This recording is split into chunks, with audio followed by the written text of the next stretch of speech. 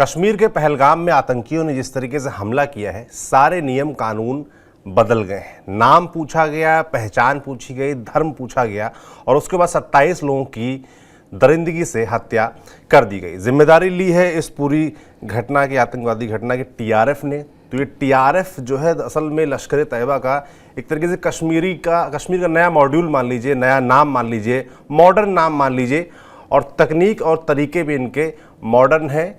क्या कुछ चल रहा है कश्मीर में, कैसे आतंकवादी गतिविधियां बदली हैं कश्मीर के अंदर, इसके बारे में इस वीडियो में बात करेंगे। हाइब्रिड आतंकी कल से एक शब्द चल रहा है, इसके मायने क्या हैं, ये आपको बताने का प्रयास रहेगा इस वीडियो में। और सभी जानकारी देने के लिए हमारे साथ जुड़े हैं वरिष्ठ साथी हमारे विनय सुल्तान, जो कि अभी से 4 महीने पहले कश्मीर गए थे। दैनिक भास्कर के लिए उन्होंने एक लंबी चौड़ी डिटेल्ड रिपोर्ट की थी, किस तरीके से आतंकवादी सक्रिय हैं कश्मीर में, विदेशी आतंकवादी सक्रिय हैं और वो किस तरीके से अपना जाल बिछा रहे हैं पाकिस्तान से आकर कश्मीर में। विनय, जब आप गए थे तो आपकी रिपोर्ट मैंने भी पढ़ी थी, जिसमें आपने साफ तौर पर उसके हेडिंग मुझे याद है कि आतंकियों की नई चाल, गुरिल्ला युद्ध की ट्रेनिंग ले रहे, हथियार बदले, लोकल की भर्ती से भी बच रहे। ये आपके इन्वेस्टिगेशन की हेडलाइन थी। मुख्य तौर पर जो आपने बातें, इनपुट्स बताई थी कि लोकल की भर्ती अब नहीं हो रही है, पाकिस्तान से आ रहे हैं, नई ट्रेनिंग के साथ आ रहे हैं, नए हथियारों के साथ आ रहे हैं, नए टेक्नोलॉजी के साथ आ रहे हैं। क्या कुछ देखा था आपने कश्मीर में?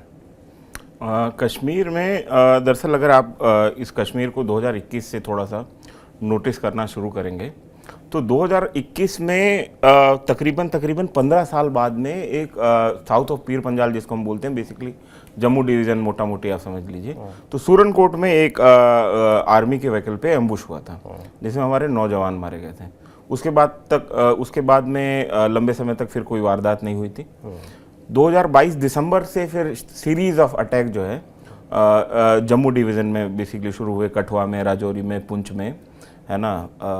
तो यहाँ पे जब अटैक शुरू हुए तो उस समय ये कहा गया कि क्योंकि कश्मीर में 370 हटने के बाद में जो सिक्योरिटी इंफ्रास्ट्रक्चर है वो सुधरा है जी, तो अब जो है ISI ने थिएटर चेंज कर लिया है, पाकिस्तान ने। अब वो जो है कश्मीर से हट के फिर से वो लोग शिफ्ट कर रहे हैं जम्मू की तरफ में। जो 1990 के समय जो मिलिटेंसी थी, उसके बाद में 2003 में एक ऑपरेशन चला था, 2002-03 के आसपास, ऑपरेशन सर्व विनाश। उसके बाद में जम्मू डिवीज़न को ऐसा माना जाता था कि वहाँ पे आतंकवादी वारदातें लगभग बहुत लो हो गई थी, मतलब ना के बराबर रह गई थी। लेकिन फिर जो है जम्मू डिवीज़न में जैसे ही आतंकवादी वारदातें बढ़ी, उस समय आप ये नोटिस करेंगे कश्मीर में बिल्कुल चीज़ें जो हैं शांत चल रही थी। और हुआ क्या कि लोग इस थ्योरी पे लगातार बात कर रहे थे कि थिएटर शिफ्ट हो गया है जम्मू कश्मीर में, और ये तमाम सारी किस्म की बातें हो रही थी। इस दौरान हुआ क्या इंटरेस्टिंगली सौरभ, कि जम्मू कश्मीर में इलेक्शन भी थे विधानसभा के, और इलेक्शन के दौरान मैं आपको एक घटना बताता हूँ कि एक पुलिस ऑफिसर ने मेरे को बताया कि बारामूला में किसी एक मतलब गांव से उनको इलेक्शन ड्यूटी के दौरान उनको लूट की वारदात की खबर मिली कि एक दुकान में लूट हुई है, कि राशन पानी जो है वो लोग लूट वहाँ पे। लेकिन उस लूट में एक बहुत पेक्यूलियर बात थी, बहुत अजीब सी बात थी कि जिसने लूट की वारदात को अंजाम दिया था, उस आदमी ने वहाँ पे जो कैंडी का डब्बा पड़ा हुआ था उसके नीचे पैसे रख दिए थे जी। तो इससे समझ में आया कि ये मतलब सामान्य लूट की वारदात है नहीं, दरअसल यहाँ पे भी इन्फिल्ट्रेशन हो रहा है। और जिस दौरान ये लोग जम्मू का जो सेक्टर एक्टिव था, उस दौरान कश्मीर के सेक्टर में जो नॉर्थ कश्मीर का जो सेक्टर है उसमें लगातार जो है इन्फिल्ट्रेशन चल रहा था। और ये बिल्टअप होना शुरू हुआ है पिछले मतलब 1 से 1.5 साल में, और ठीक ठाक अमाउंट ऑफ जो है फॉरेन टेररिस्ट, जिनको हम लोग FT बोलते हैं, मतलब बुनियादी तौर पे पाकिस्तान के पंजाब और खैबर पख्तूनख्वा से आने वाले जो ट्रेंड मिलिटेंट्स हैं, है ना, तो वो उनका इन्फिल्ट्रेशन ठीक ठाक बढ़ा है। और ये बिल्टअप 1 साल में होने के बाद में अब हमको ये फिलर्स लगातार मिल रहे थे कि ये गर्मियाँ जो हैं जो कश्मीर में हैं वो थोड़ी सी हॉट रहने वाली हैं, मतलब एक्शन काफ़ी हमको देखने को मिलेगा। जिस समय मैं नवंबर में गया था, उस समय श्रीनगर में एक इलाका पड़ता है निशात बाग। निशात बाग में मेरा होटल था और मेरे होटल से 5-6 किलोमीटर ऊपर जो है एनकाउंटर चल रहा था। बिल्कुल आप ये समझिए कि राजधानी जो है कश्मीर की, उसकी राजधानी में से 6 किलोमीटर दूर जो है कंटिन्यूस जो है एनकाउंटर चल रहा था और ये लगातार उस समय कभी सोपोर में, कभी बारामूला में, कभी बांडीपुरा में, कभी हंदवाड़ा में, नॉर्थ कश्मीर में पिछली सर्दियों में ठीक ठाक एनकाउंटर सिक्योरिटी फोर्सेस के और ऑपरेशंस रहे हैं। तो इसका मानना ये था कि आप इसको अगर थोड़ा लार्जर एस्पेक्ट में देखेंगे तो 2 साल के भीतर आईएसआई ने फिर से पूरे के पूरे जम्मू और कश्मीर में इंसर्जेंसी को एक्टिव कर दिया है। मतलब वहाँ पे हर जगह जो है आतंकवादी वारदातें, जो हम लोग ये मानते थे कि साउथ ऑफ पीर पंजाल से इधर जो है आतंकवादी वारदातें सामान्य तौर पर नहीं होती, वो पूरा का पूरा जम्मू कश्मीर का थिएटर आपके सामने खुल गया है।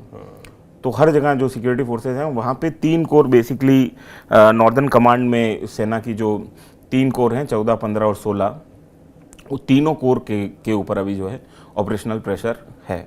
मतलब लद्दाख से लेके अगर आप ये देखें उधमपुर तक सारा का सारा इलाका जो है वो उसमें अभी सिक्योरिटी फोर्सेस जो हैं ऑपरेशन में हैं। बिल्कुल, ये जो नया संगठन बताया जा रहा है पिछले साल 1.5 साल में ही एक्टिव हुआ है, द रेजिस्टेंस फ्रंट, TRF जिसको बोल रहे हैं, जिसने इस पूरी घटना की जिम्मेदारी भी ली है, थोड़ा इसके बारे में बताइए, ये कैसे डेवलप हुआ? ये जो नया नाम है इसकी बड़ी चर्चा है कि बड़ा मॉडर्न नाम चुना है, धार्मिक नाम नहीं चुना है, इसके पीछे की क्या कहानी है? इसका सुप्रीम कमांडर शेख सज्जाद गुल बताया जा रहा है, ये श्रीनगर में पैदा हुआ बताया जाता है और अभी फिलहाल पाकिस्तान में। इस संगठन की क्या कहानी? नहीं, ये बिल्कुल मतलब इसमें हमको पढ़ना भी नहीं चाहिए, चाहे TRF हो, चाहे मतलब ये PFF हो, है ना। तो ये कश्मीर टाइगर करके एक ग्रुप और बना था। दरअसल हुआ क्या था कि 2019-20 के आसपास आतंकवादी गतिविधियों के चलते पाकिस्तान को ग्रे लिस्ट में डाल दिया गया था। जी। उसके बाद में इनके ऊपर प्रेशर बना कि वो लश्कर तोयबा और हिजबुल मुजाहिदीन जो डेजिग्नेटेड टेररिस्ट ऑर्गेनाइजेशन है उनके ऊपर कार्रवाई करें। तो उनके ऊपर जब रोक लगी तो नए टर्म जो हैं वो ऑपरेशनल वो कॉइन हुए, जिसमें द रेजिस्टेंस फ्रंट है ना, पीपल्स एंटी फासिस्ट फ्रंट है ना, कश्मीर टाइगर करके एक ग्रुप है। तो जैश ए मोहम्मद का ज़्यादा इन्फिल्ट्रेशन या उनका जो ऑफशोर आप मान लीजिए वो कश्मीर टाइगर और PFF है, लश्कर का TRF है। हालांकि मिला जुला मामला है सब जगह। और आप ये समझिए कि आप जब जैसे ही बॉर्डर क्रॉस करेंगे, जो वहाँ पे इनकी जो पाक ओरिएंटेड कश्मीर में जो इनकी राजधानी है, वहाँ पे इन तीनों ऑर्गेनाइजेशन के जो ऑफिसेज हैं वो लगभग 2-3 किलोमीटर के इर्द गिर्द में हैं।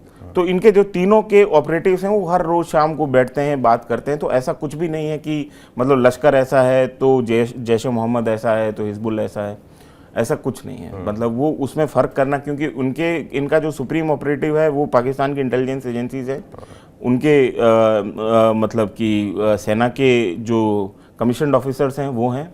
तो इनको जो हैंडल कर रहे हैं, जो इनके लॉन्च पैड है, जो इनके पास में हथियार आ रहे हैं, जो सारी चीज़ें जो हैं वो एक ही जगह से प्रोवाइड हो, स्ट्रीमलाइंड है। वो दिखाने की बातें हैं कि ये हिजबुल है, जैश है, ये TRF है, ये PFF है, ये KT है, ऐसा कुछ फ़र्क जो है बड़ा वो है नहीं दरअसल।